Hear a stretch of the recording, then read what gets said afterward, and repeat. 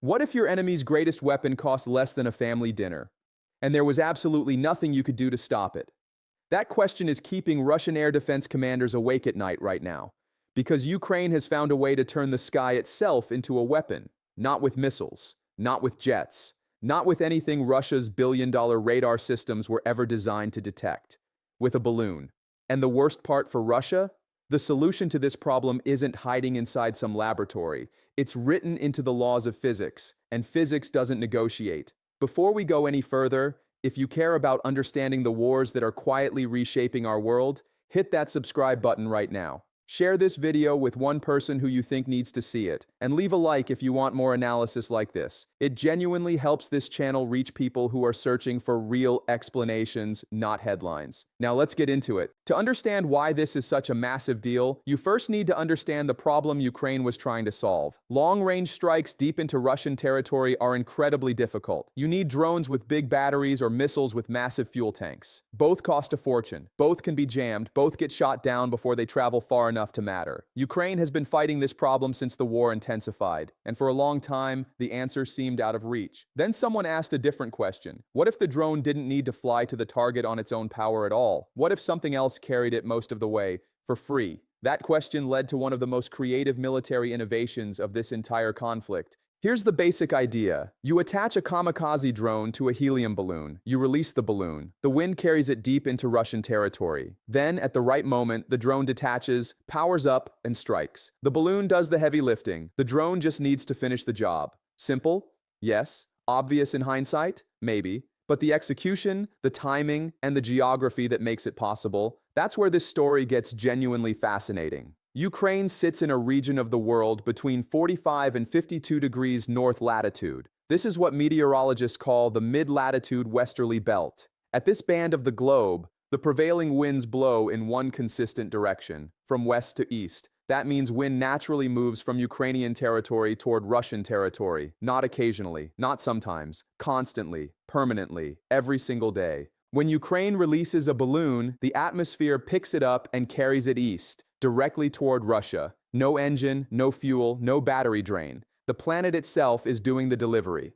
Now flip that around. If Russia wanted to use the same system, its balloons would drift further east, into its own territory, into Siberia, into Kazakhstan. The wind isn't pointing at Ukraine from Russia. Physics chose a side in this war, and it chose Ukraine. Retired Ukrainian military analyst Colonel Viktor Kevluk put it cleanly. Russia also has aerostats. But in this domain, the atmosphere is simply not working in their favor. That's not a tactical advantage, that's a structural one. And structural advantages don't disappear when the battle changes. But let's not get ahead of ourselves. Ukraine didn't just wake up one day and launch drone-carrying balloons at Moscow. This was a 2-year evolution, and understanding each stage helps you see just how deliberate this development has been. It started in 2024 with the simplest version of the idea. Ukrainian forces began releasing helium balloons near the front, not to carry weapons, but to confuse. These balloons showed up on Russian radar screens as potential threats. Air defense operators had to respond to each one. Resources were burned, attention was divided, and the actual drones flying nearby had an easier time getting through. That's the first lesson of this story. You don't always need your weapon to destroy anything. Sometimes its job is just to make the enemy spend energy reacting to it. By autumn of 2025, the operations had scaled up dramatically. Ukrainian forces released over 1,000 helium balloons into Russian airspace. This time, the payloads weren't just empty decoys. Some balloons carried signal repeaters, devices that extended the communication range of other drones operating hundreds of kilometers away. Some carried small cameras feeding back reconnaissance data. Some carried bombs designed to fall on targets below. And a few carried small attack drones that would detach mid-flight and descend on their targets. In September 2025, during a large-scale drone offensive targeting Moscow and the Tatarstan region, Russian sources confirmed that balloons had actively deceived their radar systems.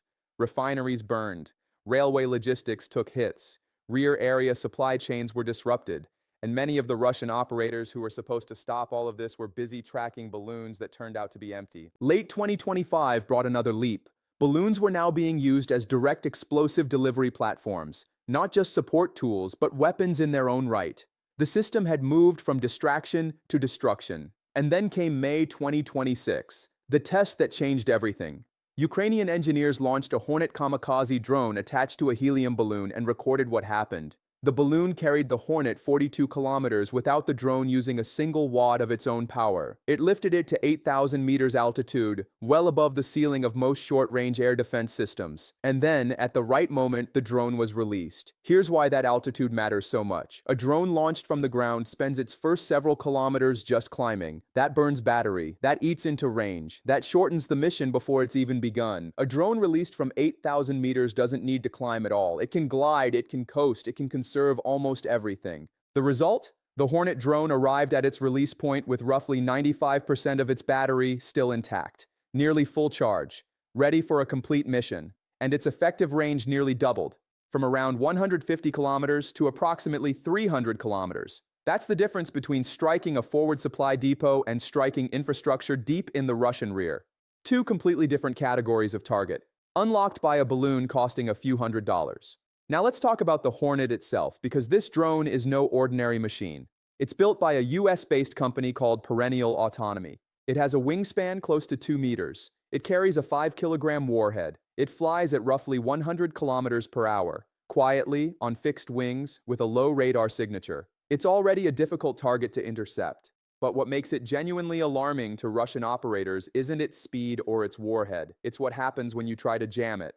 Most drones rely on GPS and radio signals to navigate. When Russian electronic warfare systems jam those signals, most drones go blind. They lose contact with the operator. They drift off course. They fail. That's the theory behind Russia's extensive electronic warfare network. Cut the signal, kill the drone. The Hornet doesn't work that way. It carries an AI-powered guidance system that uses preloaded terrain data. It has already memorized the landscape below it before takeoff. When the signal gets cut, the drone doesn't stop. It doesn't panic. It simply switches to its onboard intelligence and continues navigating by matching what it sees to what it already knows. Russian electronic warfare operators have reportedly described it in their own internal documents as extremely dangerous, precisely because jamming it doesn't disable it. It just makes the drone operate independently, which is arguably more threatening. You're not dealing with a remote-controlled toy.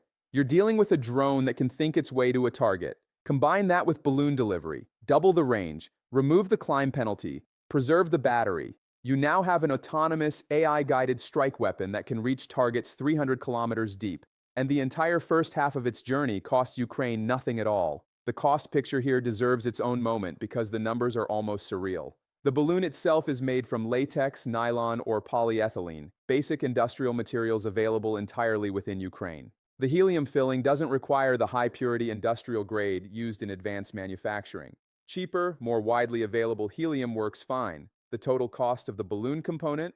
A few $100s at most. The Hornet drone costs between $5,000 and $12,000 depending on configuration, so the full system, balloon plus drone, starts at around $6,000 total. Now look at what Russia has to fire to respond. A Pantsir S-1 missile, one of Russia's most common short-range interceptors, costs between $60,000 and $100,000 per shot. An S-300 missile runs up to $500,000. An S-400 interceptor can exceed $1 million per missile. And here's the thing. When a balloon appears on Russian radar at high altitude, the Pantsir can't even reach it. Its ceiling isn't high enough, so Russia is forced to use its strategic tier systems. Forced to fire $1 million missile at a balloon worth a few $100s, every single time. That's not just wasteful, it's a structural bleeding out of Russia's air defense capacity, and it's happening at scale across thousands of balloon launches over months and months of operations.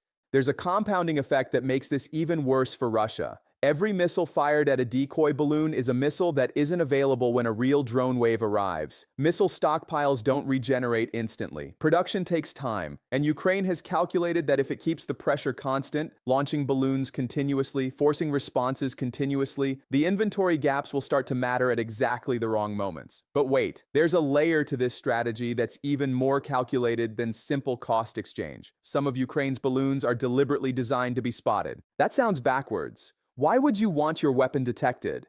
But the logic is ice cold. When Russian radar operators see a balloon approaching a sensitive area, they face an impossible choice. If they fire, they spend resources on something that might be empty. If they don't fire, it might be carrying a warhead. And they'll answer for what burns. There is no safe option. Either choice carries a cost. A source with knowledge of operations described it directly. You want to be detected. The balloons cause panic. They're hard to intercept at altitude, and the response burns resources that should be saved for the real attack.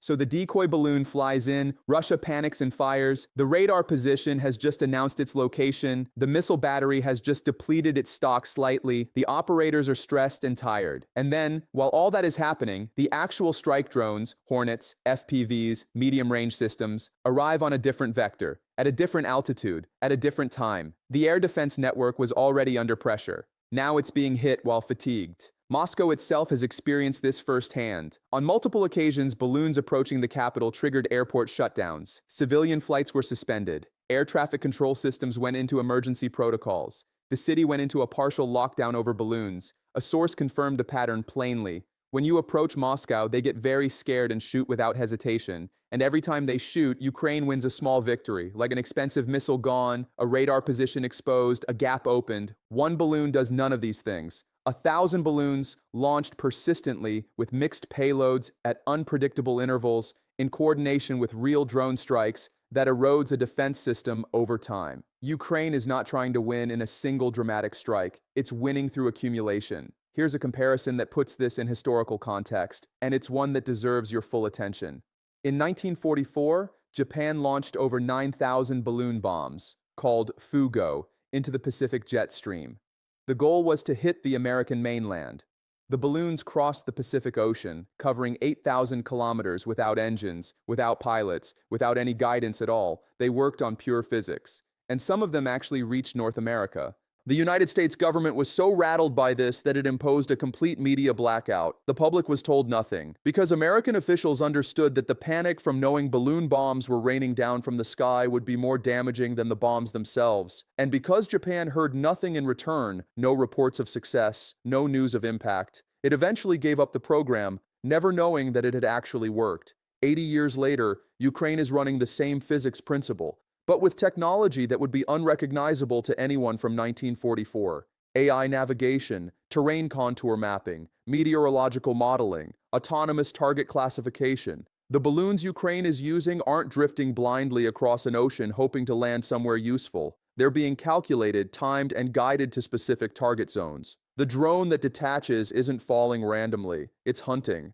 The United States in 1944 had no real counter to Japan's balloon bombs. It could shoot some down, it could hide the news, but it couldn't stop the wind. Russia, in 2026, is facing a far more sophisticated version of the same problem. And unlike America in 1944, it can't control the information environment either. The footage spreads, the fires are visible, the radar data leaks. All right, if you've made it this far, you're clearly someone who thinks carefully about how the world works. Here's what I want you to do. Pause for just 3 seconds, tap the like button, and tell me in the comments. What do you think Russia's real counter to this strategy looks like? I want to see your answers. The most interesting responses get pinned. Let's build something in the comments section. Now, fairness requires acknowledging that Ukraine's wind weapon isn't perfect. Limitations exist, and ignoring them would make this analysis dishonest. The most fundamental constraint is control. Once a balloon leaves the ground, Ukraine cannot steer it. Wind trajectories can be predicted with increasing accuracy thanks to AI meteorological modeling, but the atmosphere is a chaotic system. Margins of error exist on every single mission. If the wind shifts unexpectedly, the balloon drifts.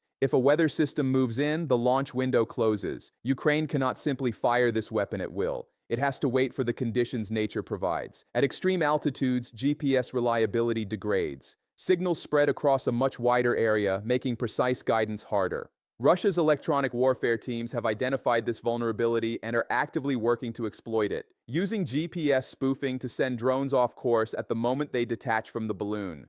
Ukraine's AI terrain guidance is a partial answer to this, but no one is claiming it provides perfect accuracy under all jamming conditions. And critically, the Hornet Plus balloon combination that produced the 300-kilometer range claim is still in testing. As of the May 2026 trial, it produced strong results, but a confirmed operational strike using this exact configuration has not been publicly verified. The potential is significant. The proof of scale is still being built. A source close to the program was refreshingly honest about this. There will be problems, but even with problems, it's better than not having the system. If 10 balloons out of 100 reach their target, Ukraine spent a few $1,000s. Russia fired hundreds of thousands of dollars worth of missiles trying to stop all 100. The math doesn't require perfection, it requires consistency. And here's the other thing about limitations. They're being worked on. The AI models that predict wind trajectories are improving with every mission's data.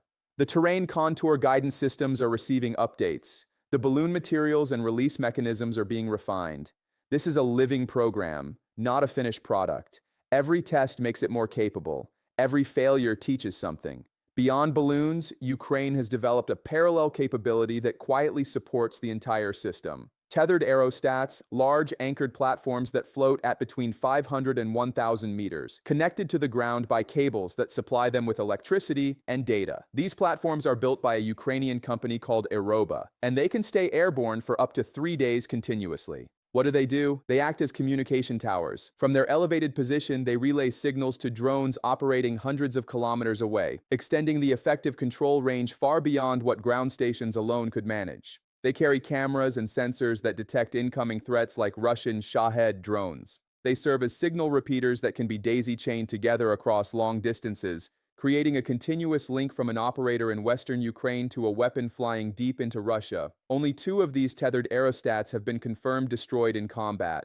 2. That survival rate is exceptional for a frontline asset. It means Ukraine is getting 3-day continuous intelligence and communication coverage from platforms that cost a fraction of a military satellite. Free-flying balloons carry weapons forward.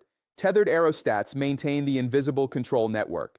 Together, they form what analysts are beginning to call the backbone of Ukraine's aerial warfare ecosystem.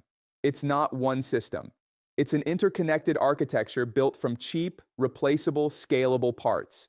There's a pattern in how Ukraine has approached every resource challenge in this war. When something costs too much, they find a cheaper version. When the cheap version is limited, they find a way to chain cheap versions together until they match the expensive one. They move from expensive cruise missiles to affordable kamikaze drones, from affordable drones to free wind. At every step, the cost equation shifted further against Russia. The balloon-drone combination is the most recent step in that journey, but you can already see the trajectory of what comes next.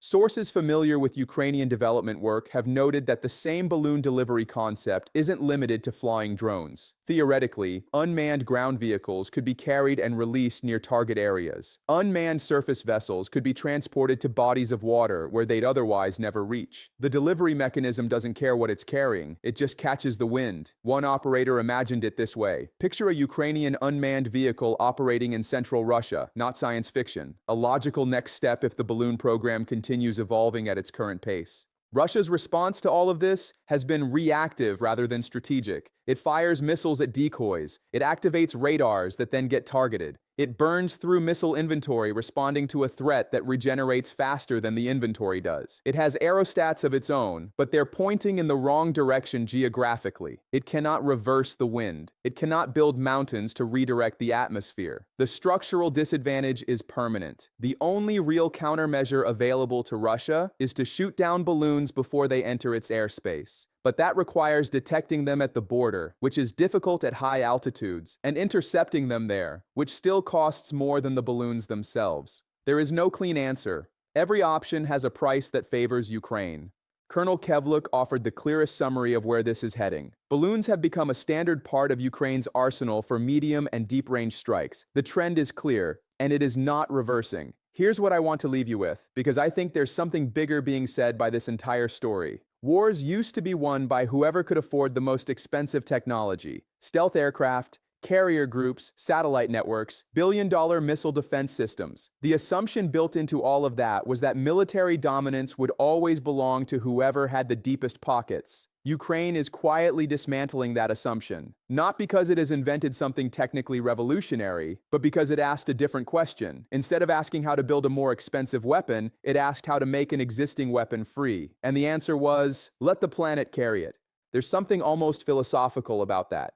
While Russia was investing in radar systems and missile batteries designed to counter the weapons of the last generation, Ukraine figured out how to use the oldest force on Earth, moving air, as a delivery vehicle for the newest generation of autonomous weapons. The wind has been blowing east across those plains for millions of years. Ukraine just figured out how to put something on it. And Russia, with all its S-400 batteries, all its Pantsir systems, all its electronic warfare networks, is standing in a field, watching the sky, knowing something is coming. Not sure which balloon is carrying the real weapon, not sure which decoy is worth shooting, burning through its most expensive missiles at targets that cost less than a meal. That is not a temporary battlefield problem. That is a structural shift in how warfare works. And the most remarkable part is that it was achieved not by a defense contractor with unlimited funding, but by engineers under bombardment, working with latex and nylon and the wind. Whatever happens next in this conflict, the lesson is already written. When you can't outspend your enemy, outthink them. When you can't match their firepower, change what firepower means.